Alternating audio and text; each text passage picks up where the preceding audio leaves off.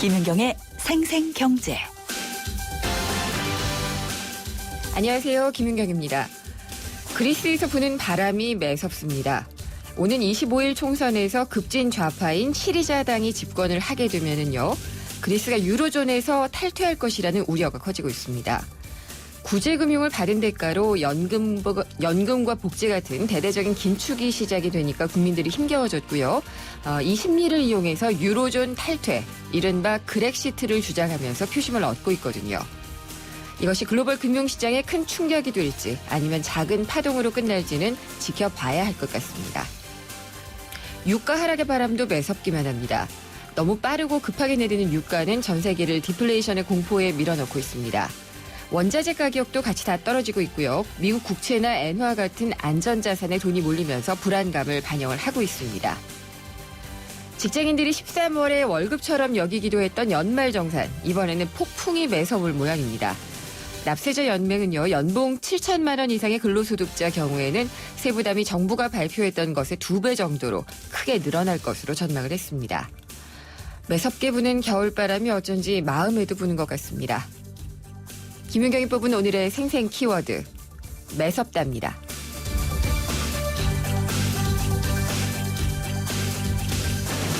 생생경제가 준비한 오늘의 경제 이슈입니다. 여기도 정말 매서운 바람이 불고 있죠. 쌍용차 대규모 정리해고를 무효로 볼 수 없다는 대법원 판결에 반발한 2명의 쌍용차 해고 근로자가 지금 25일째 쌍용차 공장 굴뚝에 올라서 농성을 벌이고 있습니다. 쌍용차가 이들을 형사 고소하고요. 퇴거 단행 가처분 신청을 냈는데 농성을 풀지 않을 경우에 한 명당 하루 100만 원의 간접 강제금을 부과하기로 했습니다. 이렇게 되면은 그렇지 않아도 힘든 분들이 더 어려워지지 않을까 싶은데요. 잠시 후 2부에서 70m 굴뚝에서 지금 농성을 벌이고 있는 해고 근로자 연결해서 얘기를 들어보도록 하겠습니다. 그리고 폭등한 담배값으로 우리 사회에서 지금 진풍경이 벌어지고 있는데요. 그중 하나가 전자담배입니다.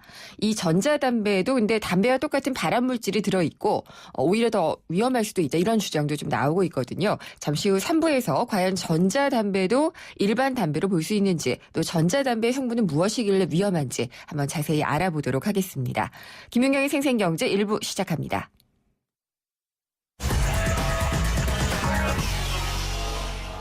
네, 오늘의 증시 알아보겠습니다. IBK 투자증권의 서동필 투자전략팀장입니다. 안녕하십니까? 네, 안녕하세요. 네, 오늘도 내렸나요? 조금 올랐나요? 오늘은 강보합 수준에서 마감을 했습니다. 예. 코스피는 1.38포인트 0.07% 상승해서 1883.83포인트에서 마감을 했습니다. 코스닥은요? 예, 코스닥은 2.42포인트 0.43% 상승해서 561.32포인트에서 마감을 해서 오늘도 코스닥이 코스피보다는 더 흐름이 좋았다, 이렇게 볼 수 있겠습니다. 거래소에서 외국인은 여전히 주식 매도 위를 보였습니다. 2,260억 원 정도 주식을 매도했고요. 개인 투자자가 1,250억 원 정도 주식을 사주면서 지수를 방어했다, 이렇게 표현할 수 있겠습니다. 코스닥 시장에서는 외국인이 158억 원 매도 위를 보였고, 기관 투자자들이 600억 원 정도 주식을 사면서 여전히 이 중소형주에 대한 기관의 사랑이 오늘도 이어졌다, 이렇게 평가할 수 있겠습니다. 네, 근데 지금 이걸 반등했다라고 보기에는 상승폭이 코스피의 경우에는 너무 미미해서요. 그냥 좀 떨어졌던 거 약간 좀 만회한 정도로 봐야지 될 것 같은데, 분위기는 특별히 좀 돌려지는 분위기가 있는 건 아니죠? 예, 아직은 돌리는 분위기다라고 평가하기는 어렵습니다. 네. 말씀하신 것처럼 이거를 기술적 반등이라 표현하기도 상당히 좀 애매한 수준이고요. 시장은 여전히 대외 변수에 대해서 많이 이 촉각을 곤두세우고 있는 상황이고요. 유가나 그리스 상황 이런 것들인가요? 예, 그렇습니다. 유가가 너무 빨리 떨어진다는 점. 네. 유가가 떨어져서 훗날 소비가 좋아질 거다라는 기대감이 있지만, 사실은 그것보다 유가가 당장 떨어지게 되면 연관 산업들의 이익이 불편해진다는 점, 이런 것들이 더 시장을 많이 괴롭히고 있다라고 평가할 수 있겠고요. 그리스 문제는 아마 수면 아래로 점차적으로 가라앉을 것 같습니다. 어제에서 나왔던 것처럼 야당이 더 우세한 지지를 받고 있다 하지만 야당이 집권을 한다고 해도 유럽에서 나갈 생각은 없다, 이런 얘기가 나왔기 때문에 유럽에 대한 걱정은 크지 않습니다. 다만 문제는 아마 국내 기업들의 실적이 아닐까 싶습니다. 내일부터 삼성전자가 이 영업이익 잠정치를 발표하게 되는데요. 계속 말씀 들으시는 것처럼 4분기 실적에 대한 불편함이 계속 시장에 부담으로 남아있기 때문에 네. 대외 변수 더하기 국내 이익에 대한 불편함 이런 것들이 시장을 계속 억누르고 있다. 조금 더 억누를 가능성이 높다. 이렇게 볼 수 있겠습니다. 그래도 좀 괜찮을 것 같다 이런 얘기들도 좀 있잖아요. 아마 조금 냉정하게 보면 네. 시간이 필요하지 않을까 싶습니다. 네. 이렇게 말씀드리는 이유는 1월 22일 날 유럽 중앙은행 회의가 있습니다. 네. 22회의라고 하는데요. 많이 뉴스에서 들으신 것처럼 추가적으로 이 경기 부양책, 양적화 정책을 내놓을 것이냐에 대한 기대감이 높은데 여기서 만약에 시장이 원하는 만큼의 부양책을 내놓지 않는다고 하면은 오히려 더 하지 못한 것만 네. 못한 악재가 될 가능성이 있고요. 25일 날은 그리스의 조기 대선이 있고요. 또 1월 말에 가면은 미국 연준 FOMC 미팅이 있습니다. 1월 말로 갈수록 굵직한 정치적 이벤트 또 중앙은행 회의 이런 것들이 있기 때문에 네. 지금 쉽사리 반등을 원한다거나 방향을 보여주기는 쉽지 않은 구간이다. 이렇게 볼 수 있겠습니다. 네. 오늘 현대차는 조금 오른 것 같은데 현대차 경우에는 약간 좀 이익이 늘어날 것이다 이런 좀 전망이 있었던 것 같아요. 네, 현대차가 절대적으로 좋았다라는 평가보다는 예. 환율이 4분기 실적에 좀 우호적으로 작용할 것 같다라는 네. 이런 기대감이 있었습니다. 어저께 향후 4년에 걸쳐서 80조 원 이상의 투자를 하겠다 이런 뉴스가 나온 것이 투자들의 심리를 조금 좀 보다듬어 줬다라고 볼 수는 있겠지만 그거보다는 아마 환율 효과가 더 컸다라고 볼 수 있겠습니다. 그래서 말씀하셨던 것처럼 현대차는 오늘 3.34% 5,500원 올라서 네. 17만 원에 이르렀으니까 오늘같이 부진한 장의 삼성전자 상승은 분명히 눈에 띄었다 이렇게 평가할 수 있겠습니다. 삼성전자가 아니라 현대차. 네, 상승. 예, 예. 오늘 네. 현대차였습니다. 예. 그렇죠. 근데 이런 지금 말씀해주신 여러 가지 변수들을 보면은 1월 말에 있으니까 그때까지는 또 계속 투자자들이 관망하지 않을까 싶은데 1월 장세 자체가 그렇게 갈까요? 그래서? 지금은 어떤 시장을 매매한다 이런 네. 관점보다는 종목을 매매한다. 그리고 네. 특히 1월 효과라는 것은 소형주, 예. 중형주가 상대적으로 좋은 모습을 보이는 것이 1월 효과다라고 말씀드리는 건데요. 네. 최근 보시는 것처럼 소형주, 코스닥의 흐름이 훨씬 더 양호하다라고 보면 1월 효과는 일정 부분 반영이 되고 있다라고 보여지니까 코스닥 그리고 또 소형주에 대한 선별적 관심이 네. 투자 수익률을 제고하시는 데는 더 도움이 될 것 같습니다. 알겠습니다. 말씀 잘 들었습니다. 감사합니다. 네, 감사합니다. IBK 투자증권의 서동필 투자전략팀장이었습니다.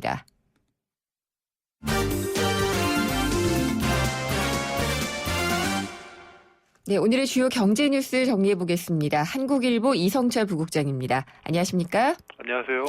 유가의 바닥은 어디일까요? 네, 예. 드디어 두바이유가 50달러 선이 붕괴가 됐습니다. 네.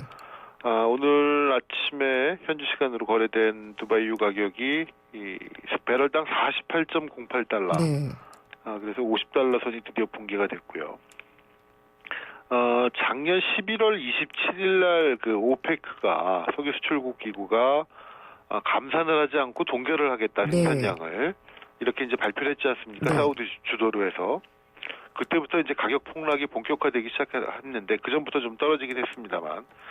그래서 75달러가 그때 붕괴됐고 12월 15일 날 60달러가 붕괴됐고 12월 30일에 55달러 예. 그리고 1월 지금 7일에 현지 시간 50달러 붕괴가 됐는데 아무튼 거의 수직에 가까운 네. 낙하의 모습을 보이고 있고 싱가포르 현물 시장의 휘발유 가격, 이제 원유 가격이 그렇다는 거고요. 휘발유 가격, 이제 국내 휘발유 가격은 이 싱가포르 현물 시장 휘발유 가격이 연동을 하는데 네. 이것도 지금 3달러가 떨어졌습니다. 그래서 배럴당 56달러에 거래가 됐고 경유는 64달러에 지금 거래가 됐습니다. 현물 시장에서는 싱가포르 현물 시장에서는 경유값이 비쌉니다. 네. 근데 이제 우리나라에 들어오면은 이제 세금 관계 때문에 휘발유가 비싸고 경유가 싼 건데 국제 시세는 원래 경유가 더 비싸게 형성이 되고 있죠. 예. 어찌되었든 지금 전체적인 공급 과잉 속에 두바이유 계속 떨어지고 있고 참고로 블룸버그가 조사한 바에 따르면은 오펙 회원국들의 지난 12월 생산이 하루 평균 3,024만 배럴이라고 그래가지고 네. 하루 목표 생산량이 3천만 배럴인데 그거보다 더 생산되고 있다는 겁니다. 그러니까 당연히 지금 공급 과잉이 내릴 수밖에 나타나고 있는 없네요. 거죠. 네. 그래도 아직도 사우디는 감산할 수 없다는 입장이잖아요. 예, 뭐 꿋꿋하게 버텨나가겠다 이렇게 얘기를 하고 있는데 예. 사우디의 의도는 뭐 명확합니다. 여러 차례 말씀을 드렸지만 러시아라든가 네.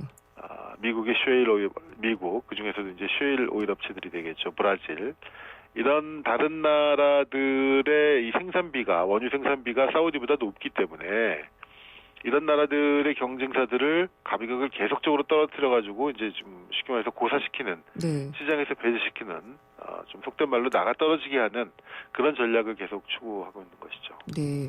사우디가 노리는 게 어딘지는 모르겠는데 하여튼 러시아도 지금 큰일이고 베네수엘라도 중국에 차관 빌리러 대통령이 그렇죠? 간다고 예, 그러잖아요. 그렇습니다. 예. 이렇게 되고 금융시장 흔들리고 여러 가지로 좀 걱정이 되는 것 같네요. 네. 네. 유가가 어디까지 내려갈 것이다. 뭐 이런 것에 대한 이야기들 이제 하기도 어렵겠어요. 그렇습니다. 지금 뭐 바닥을 일단은 $40 정도를 보고 있는 것 같은데요. 네. 경우에 따라서는 더 내려갈 수도 있겠죠. 근데 다만 더 내려갈 경우에는 이게 아마 미국 내에서 상당히 버티기 힘든 업체들이 나올 수가 있기 때문에 그렇게 되면 사실 자연스럽게 감산 효과가 나타나게 되는 거죠. 이제 생산 구조 조정이 이루어지게 되니까. 그렇겠죠. 예, 그걸 기대하고 있는 것이죠, 사우디는. 네, 그래서 굉장히들 우려를 하고 있어서 경제부총리가 또 한마디 하신 것 같은데 네. 유가 하락 때문에 디플레이션 우려, 뭐 공포가 몰려오고 있다 이런 얘기가 있으니까 그럴 우려는 없다라고 하셨네요. 네, 오늘 경제장관 회의를 주재한 자리에서 최경환 부총리는 이 한간에 나오고 있는 디플레이션 우려에 대해서 그런 우려는 크지 않다. 네, 이렇게 얘기를 했습니다. 디플레이션이라는 거는 주로 이제 수요 부족, 수요가 부진해서 생기는 건데 지금은 기본적으로 공급에서 비롯된 것이기 때문에 공급이라는 건 말씀드린 것처럼 산유국들이 실제 필요한 것보다 더 많은 원유를 생산하고 있기 때문에 거기서 지금 유가가 떨어지는 거기 때문에 수요 부진, 극단적인 수요 부진에서 오는 디플레이션하고는 근본적으로 상황이 다르다 이렇게 얘기를 했습니다. 그리고 궁극적으로 이 유가의 하락은 우리 경제의 기본적으로 호재다. 네, 이 유가가 낮아져서 호주머니가 두툼해지고 결국 그것이 이제 실질 소득의 증대로 이어진다는 얘기죠. 이것 때문에 결국 소비를 늘리고 수요를 보충해주는 측면이 있다 이렇게 얘기를 했습니다. 최 부총리 오늘 얘기를 보면은 이제 5개 주요 국제 연구기관들이 전망한 거로 올해 국제 유가를 배럴당 한 $63로 보는 것 같아요. 네, 63 지금 물론 그 밑입니다만 이제 하반기 들어서 좀 반등을 한다고 할 때 $63 수준이 유지가 된다고 할 경우에는 우리나라 전체 GDP상의 실질소득 증대 효과가 한 30조 원 정도가 생기고 네, 원유 수입 비용만도 $300억 절감이 된다. 경상수지가 그만큼 개선이 된다는 거죠. 그러니까 우리 경제 전체로 본다면 분명히 득이 크다 이런 얘기를 했고 중요한 거는 이제 유가 하락으로 조금이라도 이제 이 커진 구매력, 이 가처분 소득을 어떻게 소비로 연결시킬 것이냐. 이런 부분이 관건인데 아마 정부가 그런 쪽으로 좀 유도하는 정책을 펴지 않을까 싶습니다. 소비 증대를 촉진하는 쪽으로요. 예, 이제 소비 증대라는 게 근데 사실은 유가 하락으로 뭐 국민들 호주머니가 사실 뭐 얼마나 더 두터워지겠습니까? 임금을 늘려야죠. 그렇죠. 예. 임금이 늘어야 되고 일자리가 늘어야지 궁극적으로 네. 소득이 늘어나는 거기 때문에 물론 유가 하락이 이 소비 증대에 도움은 되겠습니다만 이것이 해법이 될 수는 없는 것이고요. 궁극적으로는 네. 임금이 더 늘어나고 실질 소득, 벌이가 늘어나야 되는 것, 그다음에 벌 수 있는 기본적으로 취업할 수 있는 기회가 늘어나는 것, 거기서 해법을 찾아야 될 것 같습니다. 네. 근데 이게 잘 안 믿기죠. 네. 이 디플레이션이라는 게 사실은 이 유가 하락에서만 이 인과관계를 찾을 수는 없는 거라서 그렇죠. 다른 물가 하락들도 좀 얘기를 더 했었으면 좋았을 것 같다라는 생각이 좀 들고요. 네. 소액금융에 대한 분쟁들 이것들은 조금 그 보상이 쉽게 되는 길이 열리게 되나요? 네, 지금 그 금융감독원 소비자보호처에 접수가 되는 여러 가지 이제 금융 관련 분쟁들이 있는데요. 네. 작년 상반기에 총 12,000건, 16,000건 정도가 이제 조정 신청이 들어왔는데 이 중에 절반 이상이 그 500만 원 이하 소액 사건이라고 합니다. 네. 그러니까 소액 분쟁이 많다는 얘기죠. 근데 지금 제도로는 이 소액 분쟁도 평균 뭐 접수하고 뭐 여러 가지 절차 밟고 하는데 종결까지 한 보통 2개월 내지 3개월이 걸린다고 그래요. 네. 그러니까 소비자들이 아유 뭐 2, 3개월 동안 이것도 어떻게 보면 일종의 소송과 같은 비슷한 건데 하느니 아예 포기하고 말자 뭐 이런 경우도 생기고 그래서 이 소액 분쟁 같은 경우는 좀 절차를 단축시켜줘야 되는 것이 아니냐 네. 이런 지적들이 제기가 되어 와서 금융당국이 이번에 그 패스트트랙 절차, 신속 처리 절차라는 걸 도입을 해가지고 원칙적으로 500만 원 이하의 소액 금융 분쟁은 30일 내에, 그러니까 한 달 내에 끝낼 수 있는 그런 방안을 추진하고 있다고 합니다. 그래서 이 소액 민원, 경미한 민원들은 신청 순서와는 무관하게 신속하게 처리하는 절차, 네. 그리고 이런 사건, 소액 사건을 전담하는 별도의 위원회를 두는 방안, 이런 게 거론이 되고 있고요. 그리고 예컨대 그 지난번 동양그룹 그 사태처럼 여러 가지 피해를 입은 소비자들이 생겼을 경우에 구제 신청을 하지 않더라도 직접 이 피해를 입은 사람들은 모두 보상을 받을 수 있는 집단 분쟁 조정 제도를 신설하는 방안도 함께 추진하겠다 이렇게 지금 금융감독원이 검토하고 네. 있는 것으로 전해지고 있습니다. 그렇다면은 이 두 가지는 없었던 것이군요. 그렇죠. 예. 소액 금융에 대한 분쟁이라도 한 두세 달을 끌어서 좀 오래 갔었던 것이 있었고 네. 동양 사태처럼 이렇게 대규모로 금융 피해를 입었어도 이게 그냥 해결되는 게 아니라 개개인이 다 알아서 그렇죠. 예. 했었어야지 근데 되는 이제 그런 거 거군요. 모르고 넘어가는 선의의 피해자들이 굉장히 많거든요. 그럴 것 같아요. 예. 예. 그렇기 때문에 그런 분들도 원칙적으로 다 함께 적용을 해줄 수 있는 집단 분쟁 절차 네. 이런 것들을 도입하는 방안을 검토하고 있다고 합니다. 알겠습니다. 잘 들었습니다. 감사합니다. 네. 한국일보의 이성철 부국장이었습니다. 2015년 쉐보레로 새 출발하세요. 지금 스파크 크루즈를 구매하시면 구입 후 3년간 3회까지 엔진오일 무상교환. 거기에 최대 100만 원의 자동차 보험료 지원 혜택 또는 최대 3년의 진정한 1% 저금리 할부 혜택을 드립니다. 1월 한 달간 전시장 및 홈페이지 참조, 일부 모델 제외. Chevrolet, find new roads. 생생경제 일부 함께 하셨습니다. 날씨 많이 춥죠. 내일까지는 아마 좀 추울 것 같은데 위에 올라가 계시는 분들은 아마 더 춥겠죠.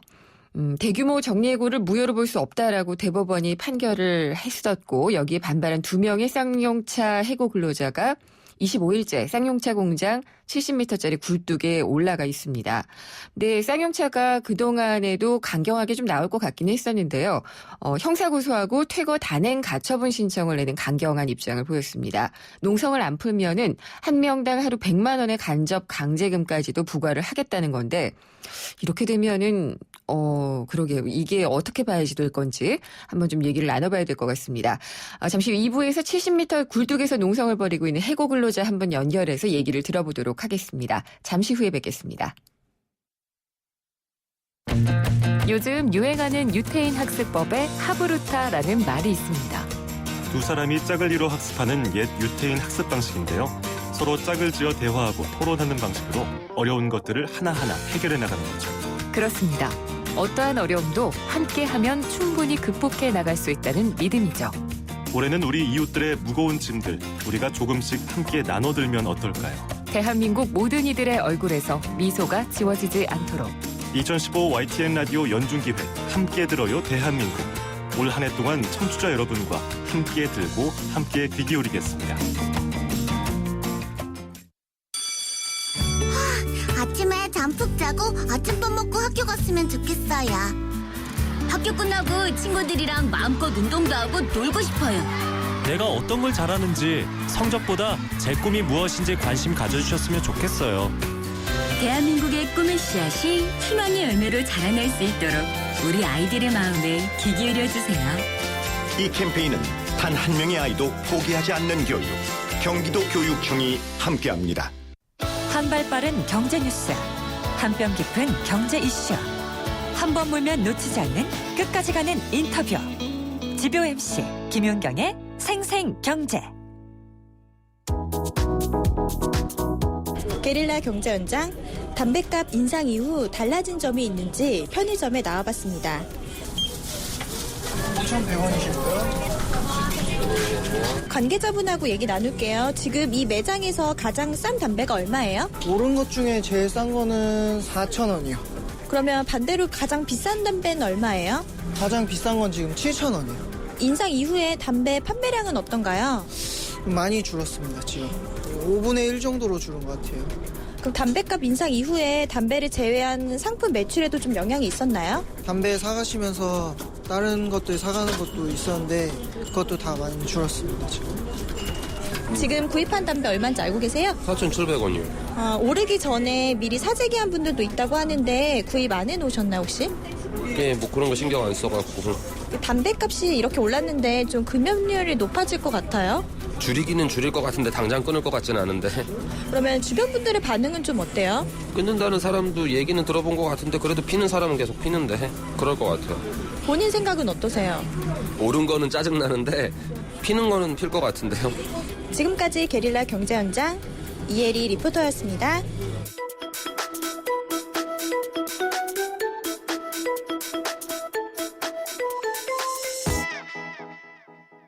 김윤경의 생생경제. 오늘 당신이 꼭 알아야 할 가장 중요한 경제 뉴스는 굴뚝 농성하는 해고 노동자에게 매일 100만 원씩 부과한 쌍용차입니다.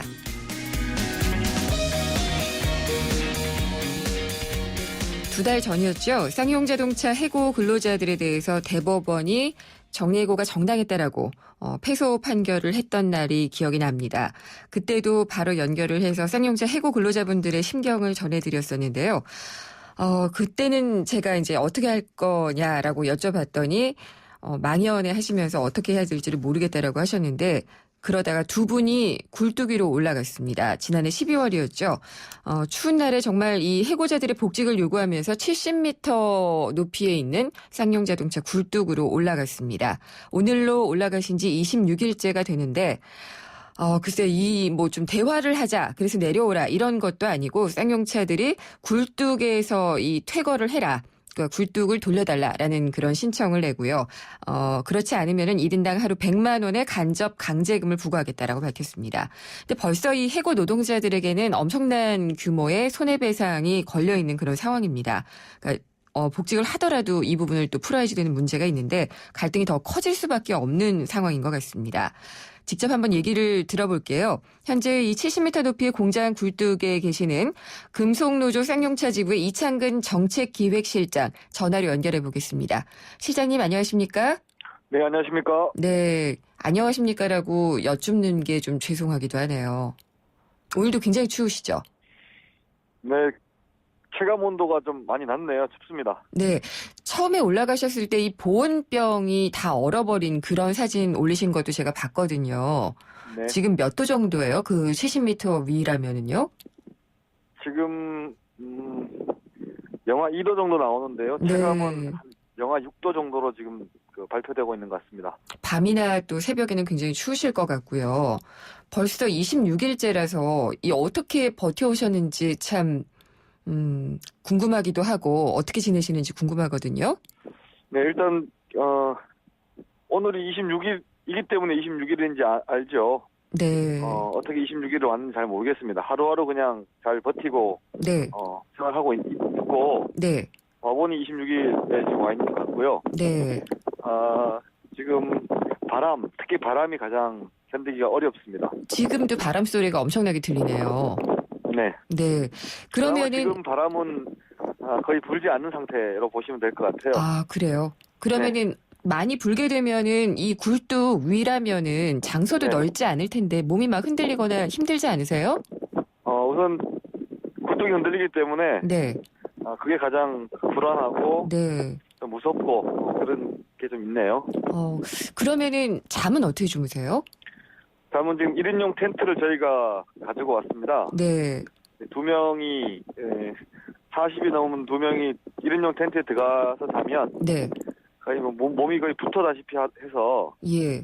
그렇게 좀 자고 있는데 추위와 이 바람 때문에 예. 온전히 잠자기가 사실 어렵고 그래서 낮에 해가 좀 있을 때 네.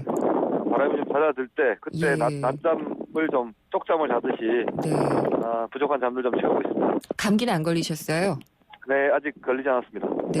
그러면은 그 식사는 위로 올려드리는 것 같은데 충분하게 올라오나요? 네, 식사는 저희 심리치유센터 와락이라고 있습니다. 예. 저희 해고자들 아내들이 장수님들이 만들어주시는 것들 올라오고 있습니다. 아, 그러면은 사측에서는 전혀 안 올려보내드리는 거예요? 처음부터 지금까지 사측에서 올려준 건 단 비스켓 한 개도 없습니다. 아, 그래요? 네. 아, 예. 근데 지금 이렇게 좀 힘들게 버티고 계시는 것은 다 이제 해고 노동자의 미래를 위해서 힘들게 버티고 계시는 거잖아요. 네. 근데 회사가 가처분 신청을 했더라고요. 퇴거 단행. 그러니까 굴뚝 점유를 풀어라. 농성을 안 풀면은 한 명당 100만 원씩 물리겠다라고 했는데 들으셨죠? 네, 들었습니다. 네. 어떤 생각이 드셨나요? 회사가 대화와 교섭의 의지가 없다라고 보여지지는 않습니다. 아, 네. 그렇지만 예. 그 금액 따져보니까 5,200만 원이 됐더라고요, 오늘. 그렇죠. 26일에 그렇죠. 200만 원씩 하면은. 네, 5,200이 됐는데 문제는 두 가지 의미라고 봅니다. 하나는 대화할 수 있다라는 가능성을 열어두면서도 네. 지금 퇴거 가처분을 내면서 또 다른 것을 법적인 시비거리 하나 만들어놓은 문제와 네. 그런 문제가 하나 보여지고 예. 또 하나는 지금 저희가 사실 사회적으로 이렇게 보면 어떤 가처분, 퇴거 등등 이런 것들이 법적으로 표현되거나 법적 소송이 진행되면 네. 제기한 쪽보다는 제기당한 쪽이 뭔가 불법인 것처럼 혹은 잘못인 것처럼 예. 이 법률적 낙인의 효과가 있거든요. 그렇겠죠. 그것을 우선 노리려고 하는 두 가지 의미가 아닌가 싶습니다. 그럼에도 불구하고 어쨌든 회사가 반응을 하고 있다라고 하는 것은 네. 그것이 긍정이든 부정이든 예. 이 상황이 그렇게 비관적이지만 않다 이렇게 좀 보고 있습니다. 그러면요, 올라가신 지 지금 26일째 되는 날 이런 그 가처분 신청을 퇴거를 하라는 가처분 신청을 냈잖아요. 그러면은 내려오라는 얘기인가요? 사측은? 그러면 얘기를 하겠다는 걸까요? 해석의 여지가 너무 많지 않습니까? 네. 회사의 의중을 정확히 모르겠습니다. 구체적으로 이야기했으면 좋겠는데, 네. 첫 번째는 원칙적으로 대하고 강경 입장이었다가, 네. 골동농성에서 내려오면 대화를 하겠다. 예.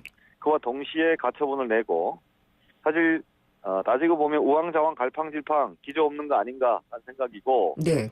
이것이 지금 쌍용자동차 해고 문제 그리고 쌍용자동차 지금 산적한 여러 가지 문제들 해결해라라고 하는 사회적 여론에 당황하고 있는 증거가 아닌가 이렇게 좀 보고 있습니다. 네.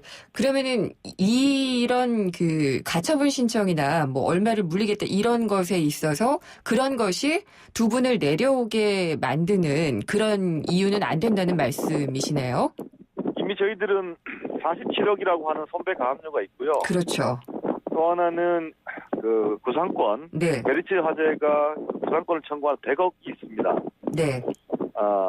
도합한 147억, 예. 150억 가까이 되는 돈이 있기 때문에 해고자한테 무서운 건 돈이 아니죠. 네. 사실 만져보지도 못하고 구경도 못한 돈입니다. 가장 무서운 건 뭔가요, 해고자들한테? 가장 무서운 것은 저희들이 사람들 시선에 저희들이 벗어나는 것. 네. 이런 것이 두렵고 어렵지 돈으로 저희들을 어떻게 누를 수 있다라고 하는 건 착각이고 네. 또 하나는 내일 돈도 없습니다. 너무 많네요. 예. 네네. 지금 계셨던 만큼만 더 계시면 금방 1억 되겠는데요? 그렇죠. 네. 근데 지금 이 굴뚝에 올라갈 수밖에 없었던 절박한 이유 많은 분들이 알고는 계시지만은요. 다시 한번 이창근 실장님이 얘기를 해주세요. 정말 잘 돼 보겠다고 그리고 제대로 한번 쌍용차 문제 해결하겠다고 6년 7년 동안 밖에서 많이 애썼습니다. 네. 노력도 많이 했고 근데 대법원 정치 일색인 보수 일색인 대법원이 그렇게 판결을 내리고 저희들이 6년의 성과가 정말 아무것도 없는 것처럼 무로 돌아가는 것처럼 그렇게 보여지고 네. 몰골이 처참한 상태로 갈 곳이 없는 상태에서 그래도 그런 모습들 탓하지 않고 보듬어 주고 껴안아 줄 것으로 기대하고 동료들이 있는 이곳 굴뚝으로 가장 가까이 있는 이곳으로 왔습니다. 고향 찾은 느낌으로. 네. 고향 가서 그런 뭐 멋내고 혹은 자랑하고 이런 거 아니잖아요. 그렇죠. 예. 뭐 잘 됐든 못 됐든 내 고향이기 때문에 고향은 우리를 품어줄 거라 봤고요. 그래서 우리 일하는 일터 고향 이것으로 기댈 수밖에 없었다 이렇게 좀 생각해 주셨으면 고맙겠습니다. 네. 올라가신 첫날 그렇게 말씀하셨던 게 저는 기억이 나더라고요. 오히려 밖에 있는 것보다 이 굴뚝에 있으면은 동료들하고 더 가까이 있을 수 있는 거다라고 얘기를 하셨어요. 네. 예. 근데 회사 입장이나 동료들이 전해주는 회사 이야기 이런 것들은 어떤 걸 들으셨어요? 뭐 지금 방송을 통해서 구체적으로 말씀드리기는 어려운 면이 많습니다만. 네. 굉장히 다양한 이야기들을 다채로운 채널로 저희들이 계속 주고요. 사실 매일 까치들이 날아든다라고 보시면 될 것 같아요. 까치라는 것은 소식이라는 말씀이신가요? 반가운 소식들, 이야기들. 네. 까치가 나뭇가지 하나씩 계속 물어와서 둥지를 만드는 것처럼. 네. 지금 이거 굴뚝은 엄청난 큰 규모의 이야기의 둥지가 만들어지고 있고, 곧 그것이 회사 측이 지금 이렇게 당황하고 있는 그런 증거가 아닌가 이렇게 좀 보여지고 있습니다. 많은 이야기들을 저희들이 해주고 있습니다. 예. 그러면 회사에서 직접 전달한 이야기도 그 중에 있겠네요. 아직은 매가 날지 못했습니다. 아직은 어떤 게 회사 측의 입장인지 정확하게 확인을 못 하셨다는 말씀이시죠? 네네. 네. 그리고 이게 사실 해고 무효 소송에 대한 것은 대법원의 판결이었잖아요. 네. 그렇기 때문에 이게 법을 따라야지라는 것이 아니냐라는 일각의 의견도 없지는 않아요. 네네. 여기에 대해서는 어떻게 생각하시나요? 그런 의견들 존중합니다. 네. 존중하고. 근데 그런 경우도 있죠. 현대자동차 비정규직 노동자들이 대법원 판결 나고도 수년 동안 싸웠습니다. 네. 대법원 판결 나고 누구나 다 그걸 인정하고 이해할 줄 알았더니만 자본은 버텼거든요. 네. 그래서 자본이 버텼고 그렇게 법의 이름으로 판결 난 것을 자본과 권력이 제대로 지킨 바가 많이 없습니다. 따라서 대법원 판결이 존중돼야 함에도 불구하고 지금 14명으로 구성되어 있는 대법원이 어떤 정치적 편향에 의해서 판결을 내리고 있는 거냐라고 하는 것은 대한민국에 살고 있는 모든 국민들의 법 상식이다. 네. 따라서 지금 법을 지켜라라고 하기보다 대법원 판결이 올바른가 그리고 정의로운가 그 정의가 누구 편에 서고 있는가라고 하는 지점에 대해서 대법원이 답할 문제고 대법원의 근본 개혁 없이 이런 아픔의 문제 고통받는 사람들의 문제는 더욱더 확대될 수밖에 없기 때문에 지금 그런 법을 우리에게 지켜라라고 하는 것은 우리에게 더 이상 큰 의미가 없다 이렇게 보고 있습니다. 네, 실장님 그러면은 어떻게 조건이 되면은 내려오실 거예요? 지금 어떤 조건이 되면 내려간다기보다는요. 회사가 일단 입장을 좀 내는 게 우선이지 않겠느냐. 저희가 올라오면서 어떤 의제를 가지고 논의를 해보자, 대화를 해보자라고 한 것이 아니고 우선 대화를 하자. 7년간 쌓여있고 묵었던 이야기들이 너무 많기 때문에 어떤 순서부터 얘기하고 어떤 것을 어떤 목차로 정리하고 해야 될지 상당히 많거든요. 그러니까 7년 동안 쌍용차 해고자 문제가 이렇게 있었지만 회사와 단 한 번도 얘기가 없었다고 하는 것은 이게 너무 비극이 아니냐. 그렇기 때문에 우선 대화가 열려야 된다라고 보여지고요. 지금 현 단계에서 어떤 조건이면 내려간다라고 말씀드린 것은 섣부른 얘기가 아닌가 싶고요. 대화가 우선이다 이렇게 보고 있습니다. 회사는 지금 이 퇴거 가처분 신청을 낸 것을 일종의 대화라고 생각하는 걸까요? 그러지는 않을 것 같고요. 아까 말씀드렸던 것처럼 몇 가지 상황을 놓고 추진하고 있는 것 같은데 보통 이제 이런 고공에 올라오거나 하면 그런 회사 측의 태도가 그런 거거든요. 잘못된 것만 배우고 있는 게 아니냐. 노사가 손잡고 다시 한번 지난 시간의 아픔들을 푸는 그런 사례는 왜 못 보는가 싶고 정말 쌍용자동차 이 거대한 문제에서 해고자 문제라든지 지금까지 돌아가신 26명의 희생자 문제 이런 문제는 중요하고 가장 핵심적인 문제가 아니라 부차적이고 아주 사소한 문제입니다. 네. 정말 먼지 같은 문제일 수밖에 없는데 이런 문제를 해결하지 않고 뭘 얘기한다고 하는 것은 정말 어불성설이 아닌가 싶습니다. 알겠습니다. 빨리 내려오셨으면 좋겠어요. 예. 저도 간절합니다. 네, 너무 춥고요. 예, 너무 힘들고 서로 진짜 이렇게 말을 나누는 게 이렇게 어려운 것인지 굴뚝이라는 단어가 이렇게 좀 고통스러운 단어가 될 줄은 몰랐습니다. 어쨌든 건강 해치지 않도록 조심하시고요. 네. 내려와서 한번 또 뵐 수 있으면 좋겠습니다. 고맙습니다. 네, 감사합니다. 고맙습니다. 예, 오늘 그 쌍용 해고 노동자를 대표해서 이 공장 굴뚝에 올라가 계시는 금속노조 쌍용차 지부의 이창근 정책기획실장과 전화로 얘기를 나눠봤습니다.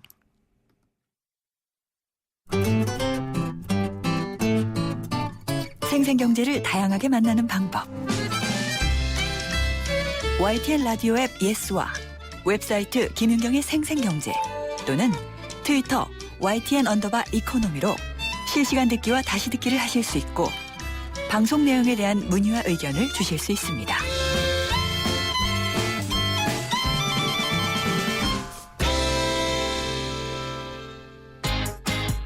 생생 알짜 부동산. 알짜 부동산 시간입니다. 세준코리아의 김학권 대표가 전화 연결돼 있습니다. 안녕하십니까? 안녕하세요. 반갑습니다. 네, 새해 첫 인사 드리는 거죠? 그렇죠. 예, 복 많이 받으십시오. 건강하시고요. 네. 근데 이 새해부터 들리는 얘기 중에 하나가 광폭 발코니 확장이라는 얘기가 있어요. 그렇죠. 이 광폭 발코니 확장이라는 게 뭔가요? 이번에 그 서울행정법원에서 이제 판결한 것인데요. 네.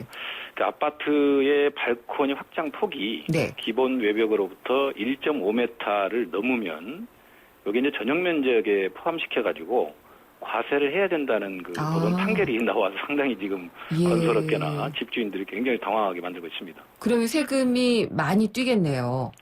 우선 이제 요구가 굉장히 문제가 복잡해질 수가 있어요. 이게 지금 이제 그 법원 판결이 나왔습니다만 네. 대법원까지 가서 확정 판결이 된다면 굉장히 문제가 될 수 있는 게 이번에 그 판결 내용은 사실은 그 일반 주택이냐 아니면 고급 주택이냐 요거에 대한 판결이었거든요. 네. 무슨 얘기냐면은 현재 우리나라는 그 전용 면적 공동주택 같은 경우 274제곱미터 이상이면은 고급 주택으로 분류가 되거든요. 274제곱미터요. 그렇죠. 그러니까 한 80평 정도 되는데요. 넓네요. 이렇게 되면은 이제 예. 그 취득세가 중과세가 돼가지고 네. 최대한 12% 정도로 취득세를 내야 돼요. 네. 지금 우리는 뭐 9억 원 이하는 한 2% 정도 되잖아요. 그러니까 굉장히 많이 내야 되는 거죠. 네. 그래서 현재 이번에 판결 내용은 그건데 문제는 그게 아니고 이제 국민주택 규모이냐 아니냐에 따라서 취득세와 재산세가 많이 달라지는데요. 현재 전용면적 85제곱미터 이하이고 9억 원 이하는 그 취득세가 2%지만 네. 국민주택 규모 이상이 되면은 우리가 그 분양할 때도 매매시 건물값이 10%의 그 부가세를 내야 되거든요. 네. 그 부가세가 10%가 더 더해지니까 취득세를 더 내야 되는 것도 부담감이 늘어난 데다가 더 이상 국민주택 규모가 아닌 게 되는 아니라는 거죠, 이게. 예. 그다음에 여기다가 또 더 문제가 되는 거는 이제 임대사업자가 그 국민주택 규모인 경우에는 그 매년 재산세를 한 25% 정도 감면을 받는데 네. 요 감면도 사실은 없어져요. 그러면은 실제적으로 과세가 되는 그런 효과가 있겠네요. 그렇죠. 그래서 이게 국민주택 규모가 우리나라는 지금 85제곱미터 이하냐 이상이냐로 지금 그 규정을 하고 있지 않습니까? 예. 그래서 1.5m가 넘으면은 고면적까지 전용 면적에 포함을 시켜야 되니까 네. 지금의 판결은 고급주택이냐 아니냐 요거의 판결 내용이지만 지금 숨어 있는 것들이 굉장히 많기 때문에 취득세 플러스 재산세까지 이게 문제가 되기 때문에 뭐 제가 지금 그 집주인들하고 또 건설사분들하고 몇 번 대화를 해봤습니다만 이게 상당히 파장이 클 것으로 예상이 되고 있습니다. 광폭이라 그래서 굉장히 넓은 가인데 1.5m면은 넓은 건가요? 그렇게 넓지는 않습니다. 현재 그 신규 분양 아파트에서는 보통 한 2m 정도를 2m 예. 이상 하는 것도 굉장히 많거든요.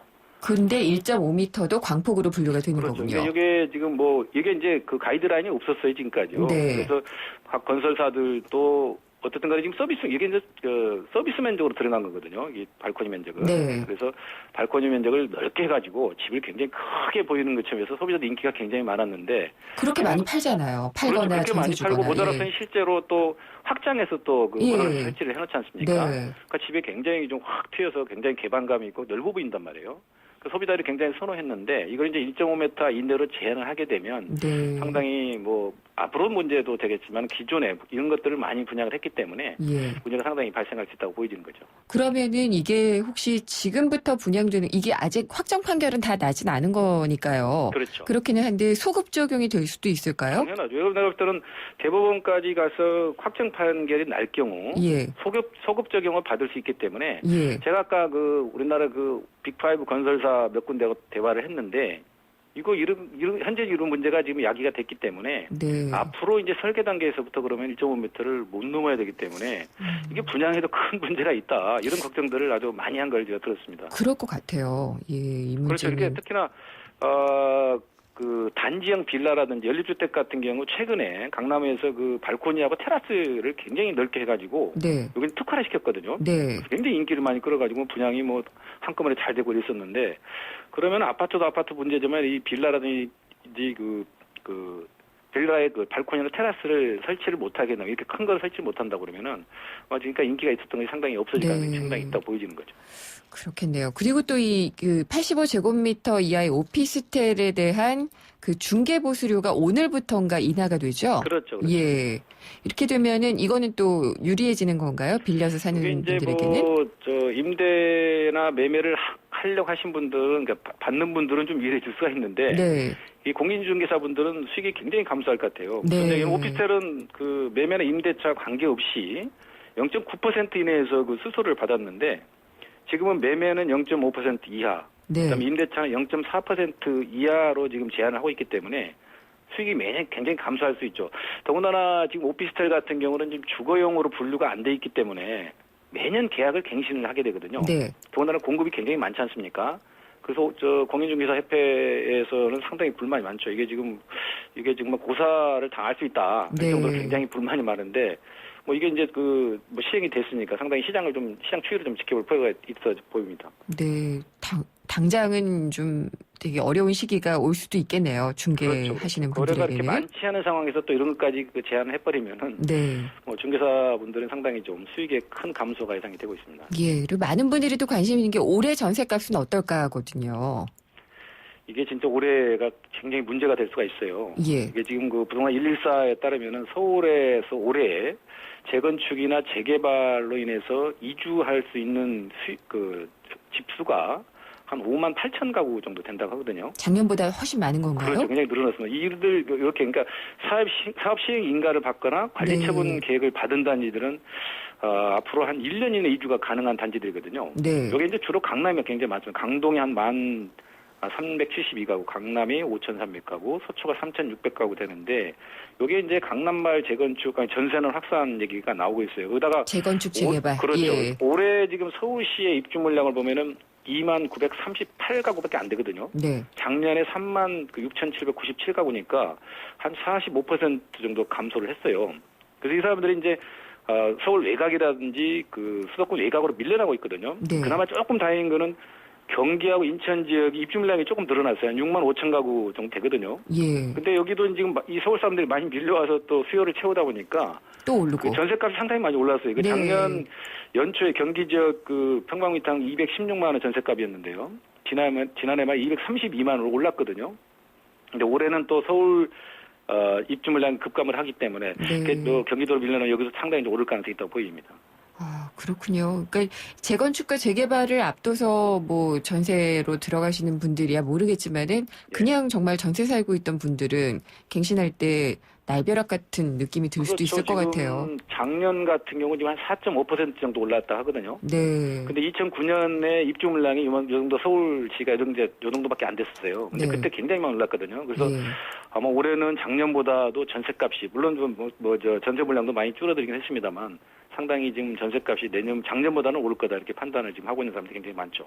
근데 그럼에도 불구하고 정부에서 나오는 어떤 부동산 대책들을 보면은요, 전월세 안정, 그러니까 진짜 주거 안정이라는 것이 느껴지는 대책은 못 보겠는 것 같아요. 다 보면은 거의 그냥 매매 활성화 이런 것들만 얘기가 되지 이 주거 안정, 전월세 시장 안정 이런 건 별로 없는 것 같아요. 그게 이제 이게 뭐 전월세 시장이 단기간에 해결될 수 있는 상황이 아니잖아요. 네, 물론 그렇죠. 지금 최근에 이제 뭐 월세에 대한 금융 비용 부담이라든지 대출 이런 것들을 많이 상품을 내놓겠는데 네. 그걸 단기간에 해결될 수 있는 상황은 아닌 거죠. 이게 지금 예. 저 정부가 뭐 이명박 정부 때부터 매매 시장을 활성화시키면은 전세라든지 월세가 좀 안정될 수 있을 거다 이렇게 판단해서 지금도 계속 그런 시각적으로 보고 지금 정책을 펴고 있는데 어떻든 간에 전월세 문제는 금융이라든지 제도라든지 이런 것만 해결돼 갖고는 문제가 해결이 안 되잖아요. 구조상으로 해결이 돼야 되기 때문에 조금 뭐 중장기적인 더군다나 보금자리 주택도 많이 지금 축소가 됐기 때문에 그에 상응하는 어떤 그 물량들을 좀 쏟아내지 않으면 단기간에 특히나 전세값 잡기는 상당히 좀 어렵지 않겠나 판단이 됩니다. 대규모 공급밖에는 방법은 없는 것 같아요. 네. 더군다나 지금 도심으로 이렇게 사람들이 다시 또 들어오거든요. 네. 그러니까 도심 재개발을 통해서 아니 도심 개발을 통해서 인센티브를 좀 줘서 임대 아파트 개발을 좀 할 필요가 있다 보입니다. 예, 말씀 잘 들었습니다. 감사합니다. 네, 감사합니다. 세종코리아의 김학권 대표였습니다. BMW 엑스드라이브가 알려드리는 교통정보 김유리입니다. 갑작스런 폭설로 도로 곳곳이 빙판길입니다. 교통안전에 당신에게 날씨는 두려움입니까? 즐거움입니까? 어떤 상황에서도 지능적으로 대응하는 BMW 엑스드라이브. 드라이빙의 즐거움은 계속됩니다.